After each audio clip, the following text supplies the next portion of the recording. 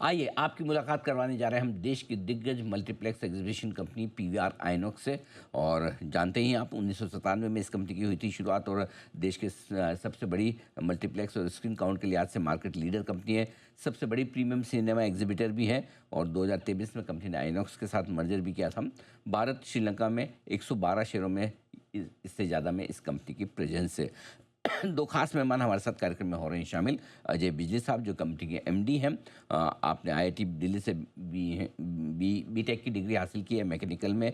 एसपीजेन मुंबई से आपने माफ़ कीजिएगा, अजय बिजली साहब दिल्ली यूनिवर्सिटी से आप ग्रेजुएशन किया है आपने, और हार्वर्ड यूनिवर्सिटी के ग्रेजुएट स्कूल ऑफ मैनेजमेंट से भी आपने बिजनेस मैनेजमेंट का प्रोग्राम हासिल किया है। वहीं गौरव शर्मा साहब एक और हमारे साथ कार्यक्रम में शामिल हो रहे हैं, कंपनी के सीएफओ।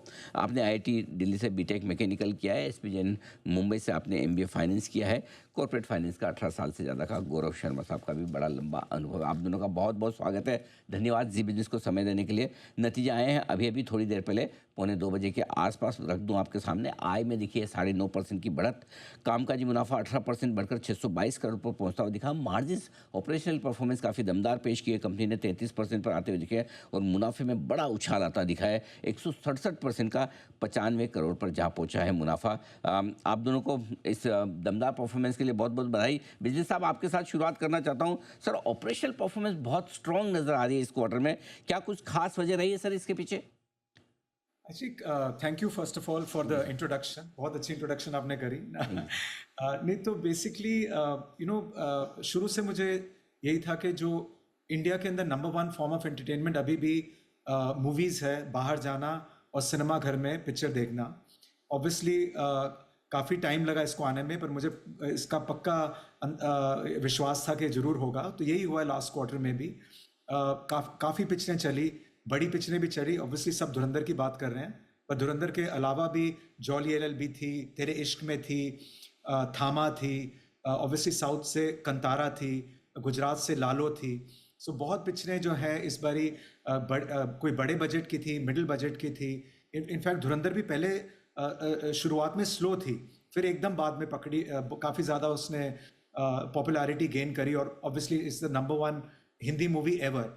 सो आई थिंक दोनों फिल्म फ्रेटर्निटी का सपोर्ट एग्जीबिशन बिजनेस को और कंज्यूमर का जो एपिटाइट है to go and watch movie in the big screen, ये मेन रीज़न रही है इस रिजल्ट्स के लिए। और ऑल्सो इन ऑल ह्यूमिलिटी, जो पीवीआर ने शुरू से बेस्ट लोकेशंस पूरे इंडिया में करी हैं, और हमने जो मार्केटिंग करी है, जिससे हम प्राइसिंग करते हैं, और उसकी वजह से with the grace of God जो हमारे को रिजल्ट्स Q3 के आए हैं, वो इसलिए आए हैं।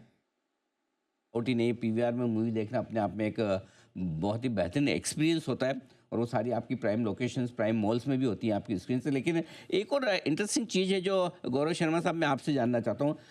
लगातार दूसरे क्वार्टर में आपके मार्जिन्स बहुत ही स्ट्रॉन्ग रहे हैं। पिछले क्वार्टर में भी था, Q2 में भी, Q3 में भी बढ़िया है। एक तो इसकी वजह बताएं, और क्या उम्मीद करें कि आगे इस फोर्थ क्वार्टर में और आने वाले समय में मजबूत मार्जिन्स आप 33% प्लस के मेंटेन कर पाएंगे सर? एक तो जैसे मिस्टर बिजली ने बताया, क्वार्टर ऑन क्वार्टर मूवीज अच्छी आ रही हैं और लोग सिनेमा घरों में जाके देख रहे हैं, कंसिस्टेंटली फिल्म्स आ रही हैं। तो जैसे कि हम देखते हैं अगले 2-3 क्वार्टर और 2026 में जो लाइनअप है फिल्म्स का हिंदी में, हॉलीवुड में बहुत ही स्ट्रांग है। बहुत बड़े स्केल की फिल्म्स रिलीज हो रही हैं, तो हमारे एस्टिमेशन में मोमेंटम काफ़ी स्ट्रांग है। सेकेंड, आई थिंक द जो हमने कॉस्ट पे काफी फोकस किया है पिछले 2-3 सालों में, और मर्जर की वजह से जो सिनर्जीज आई है वो अब हमारे पीएनएल में है। तो अब लोअर ऑक्यूपेंसी परसेंटेज पे हम उतने ही मार्जिन डिलीवर कर रहे हैं जो हम कोविड से पहले किया करते थे। तो I think overall cost control plus supply of films and audience response काफी स्ट्रांग रहा है। तो हमें लगता है कि ये मोमेंटम 2026 में भी कंटिन्यू रहेगा। बिजली साहब, आपसे जानना ये चाहता हूँ, किस तरह का आप प्लान लेकर चल रहे हैं बैलेंस शीट को स्ट्रॉन्ग करने के लिए, आज से डी लेवरेज करने के लिए? आज से कितना डेट है और क्या उसे किस तरह से कम करने का आपका इरादा है? वेल, इस बार ही हमारा फोकस काफ़ी रहा है डेट को कम करने के लिए। एग्जैक्ट फिगर आपको गौरव बता देंगे जो हमने Q3 में हमने जो डिक्लेयर किया है। बट क्योंकि हमारा फोकस इस बारी हमने अराउंड ऑलरेडी 62 स्क्रीन्स Q3 के एंड तक खोली हैं, मतलब फर्स्ट 9 मंथ्स में, और ऑलरेडी हम 17 स्क्रीन ऑलरेडी खोल चुके हैं जनवरी के अंदर। तो 96 स्क्रीन्स टोटल हम इस साल खोलेंगे। इसमें से कम 50% स्क्रीन्स हमारी एसेट लाइट और फोको मॉडल में है। इसकी वजह से हमारा काफ़ी कैपिटल एक्सपेंडिचर में भी कंट्रोल आया है, और जैसे गौरव ने बोला, हमने लाइन बाय लाइन एक्सपेंसेस भी काफ़ी कंट्रोल किए हैं, जिसकी वजह से जो हमारा कैश फ्लो काफ़ी हेल्दी रहा है, और उसकी वजह से हमने डेट कम किया है।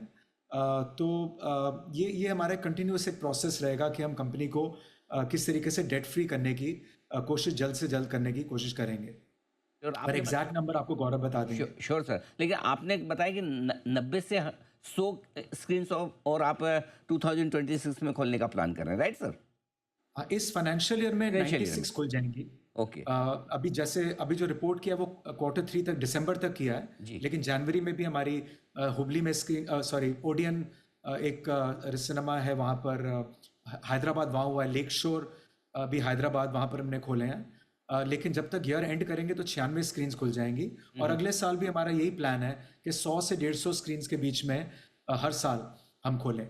और मैं हमारे दर्शकों को बता दूं कि कोविड के बाद एक ही साल में सबसे बड़ा स्क्रीन एडिशन जो करने जा रही है पीवीआर आइनॉक्स, वो इसी फाइनेंशियल ईयर में। इससे आप अंदाजा लगा सकते हैं, क्योंकि कई लोगों को पिछले साल 1.5-2 साल से, बिजली साहब मैं आपको बताऊं, सबको ये लगता था कि सिनेमा इज़ ओवर, अब कोई फिल्म देखने जाएगा नहीं, थिएटर में कोई जाता नहीं, सबको लगता है ओटीटी पे देखना है, घर में बैठ के देखना है। लेकिन आपने इंटरेस्टिंग चीज़ बताई कि ये बड़ा ट्रेंड चेंज हुआ है। आई थिंक पूरा साल 2025 काफ़ी ज़बरदस्त रहा है बॉलीवुड के लिए, और फिल्म आपके लिए भी, फिल्मों के प्रदर्शन के लिहाज से।